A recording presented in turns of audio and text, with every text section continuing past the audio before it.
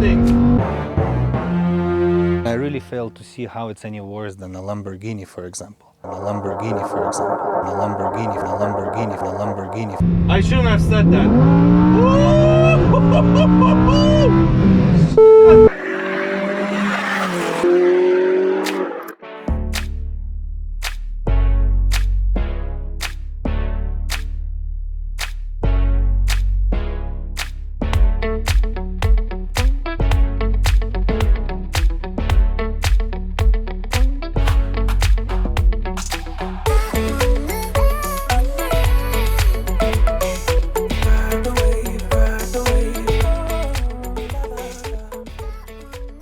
This is the 2021 Lamborghini Huracan Evo rear-wheel drive.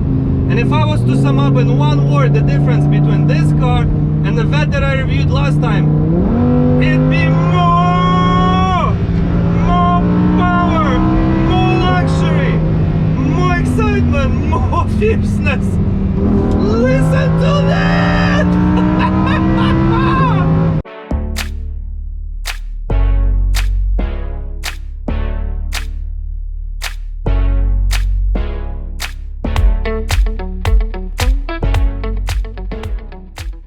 Long story short, in the beginning of 1960s, Ferruccio Lamborghini decided to buy himself a Ferrari. He was a successful businessman, he could afford one, but he didn't like it that much.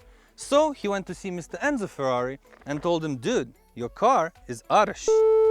To which Mr. Ferrari replied, "You, a truck to maker, gonna tell me how to make my cars? Get the f out of here, don't look back, don't come back, da da da da da da da." A lot of curse words, a lot of hand gestures. And then so, in 1963, the first ever Lamborghini 350 GTV was born. And thank God Mr. Lamborghini decided to go into car making. This car is just so fun. Now the Huracans, they have been out for a while now.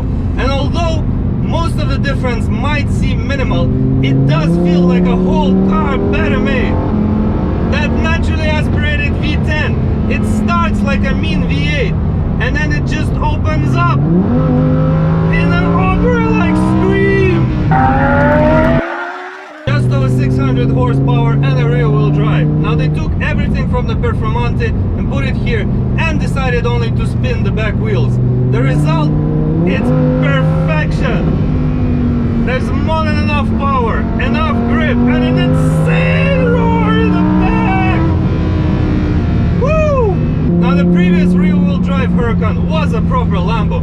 It understeered and would kill you any moment you would doze off for a second. This one might be a little bit safer. And you just cannot drive this car without wanting to downshift. Oh, oh, listen to that. Woo! Woo! That split-second feeling, it's like shooting a gun. Some of you will understand.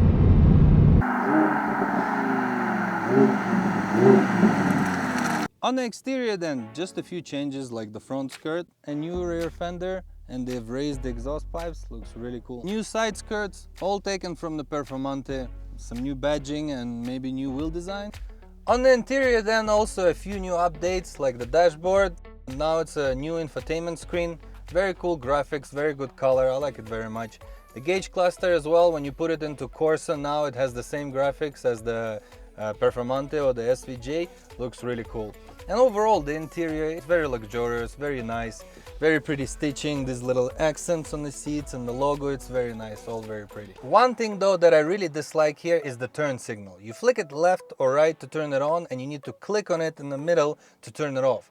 So basically if you're rushing through traffic, obviously under 65 miles an hour, and every time you need to turn it on, off, like you get so lost into doing it, it drives me nuts, I hate it, it's stupid, bad Lamborghini.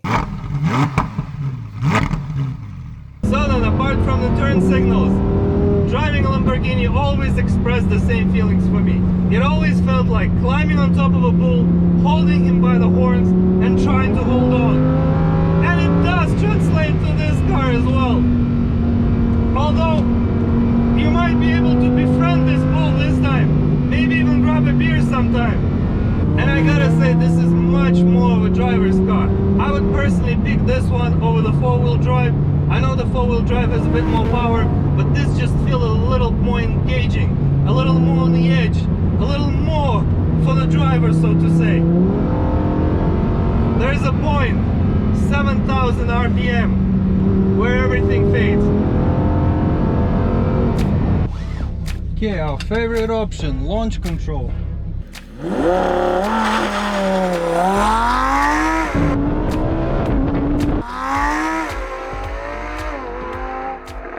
Well then, it's a really fun car to drive, definitely a driver's toy. If I was to compare it to the Corvette, it's all about the details at this level. It's like an expensive watch, or like Mr. Mayweather calls it a timepiece. It's all about those little details. It's a little more aggressive, a little more agile, more loud, more powerful maybe. Even though they're 0 to 60 times as similar, the overall deliverance of driver experience, so to say, is just more here. It's definitely more of a car, I can't deny that. Is it worth 200,000 more? I don't know. What do you guys think? Let me know in the comments. Until next time, stay safe, subscribe, keep launching.